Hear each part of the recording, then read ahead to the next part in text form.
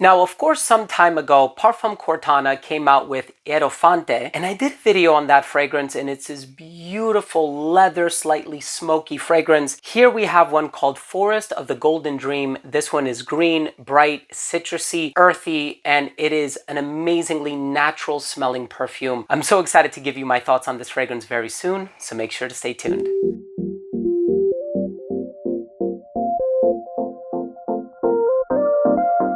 Now, before I begin today's episode and I give you my thoughts on Forest of the Golden Dream, and this is really quite an interesting fragrance. I've had an opportunity to play around with it for quite a while. I had 3 carded samples that were provided to me. Thank you so much, Joseph. Joseph is the creative director of the brand, and of course, the perfumer for this one is Celine Burrell, and she's an amazing perfumer as well. Before I begin the video, I want to mention that if you're a fan of fragrance-related content, hit the subscribe button, hit the bell, and give this video a thumbs up. It would really mean a lot to me. Now, of course, I don't have a bottle, so I'm going to make this more of a pseudo first impression, but I have been spending a lot of time with it. As I said, I had 3 carded samples that I ran through, and so here we have a fragrance that came out last year, and this one is delightful in so many different ways. So, of course, it has cardamom, it has lemon, it has like a pepper note in the opening, it has moss, patchouli, cool wood, there's laurel, if I'm remembering correctly. So it's bright, it's citrusy, it's green, but even as far as those green spices like the cardamom is concerned, it really creates a bridge into the pine and the moss and the patchouli and some of these other earthy ingredients in here. Now, there are some florals too. There's mimosa in here, and mimosa is a really interesting ingredient as well, especially as I've encountered it in other fragrances, and it's all about the concentration of it. Sometimes it could be a little bit overbearing, and of course, it's not your typical floral ingredient. The same thing I would say about Immortelle. You know, it doesn't smell flowery, and so, you know, mimosa kind of smells like almond flour,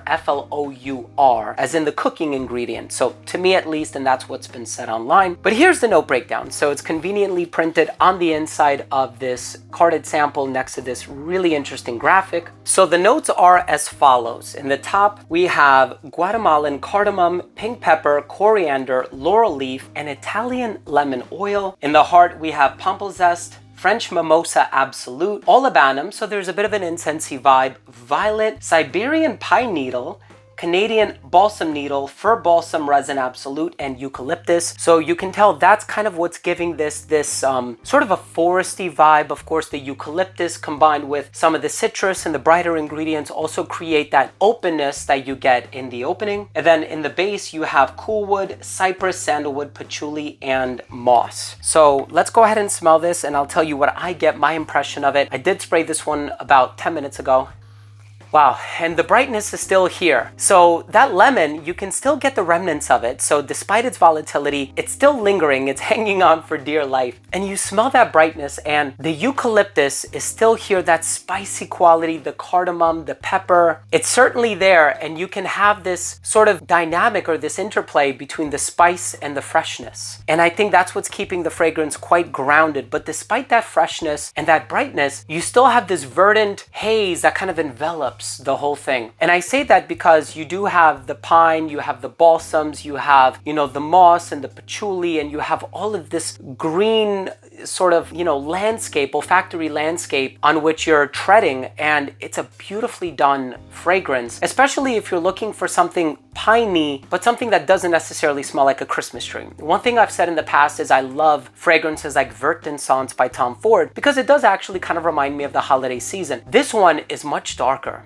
much more mysterious. You have the frankincense in there, which is olibanum, and I've always said frankincense has a lemony pine smell to me. And of course, when you combine that with actual lemon used as a note in the top and actual pine, of course, it creates this bridge, but it also kind of exalts it and it makes it more perceptible, I suppose. And I'm getting all of these ingredients kind of working harmoniously with one another. And it's not one of those perfumes where you could say, oh yeah, the spices are too strong, or oh, the pine is too strong. It kind of feels like you read this note breakdown and you can't help but appreciate the transparency of it, where you think about every single ingredient that's listed and you're like, yeah, I get the violet. Yeah, I get the pepper.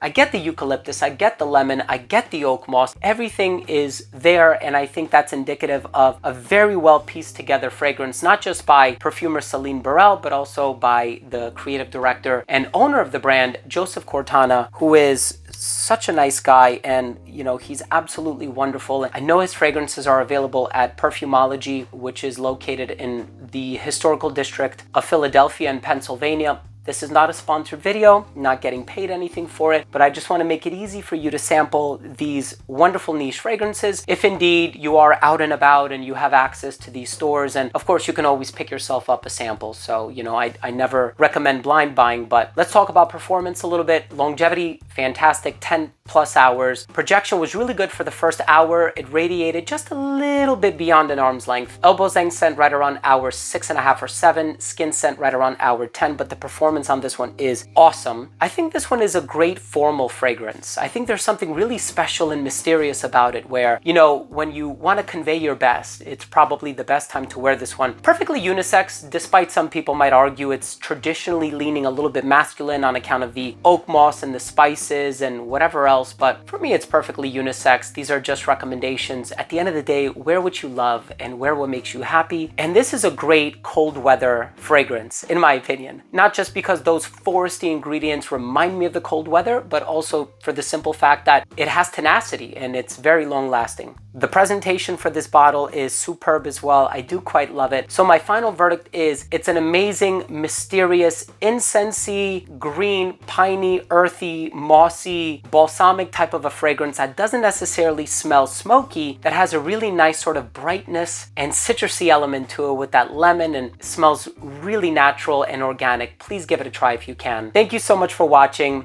Forest of the Golden Dream by Parfums Quartana. Do you own or have you tried this fragrance? Let me know. Drop your comment down below. Always love the interaction. Also, if you took anything of value from today's episode, please do consider showing your support by subscribing to the channel.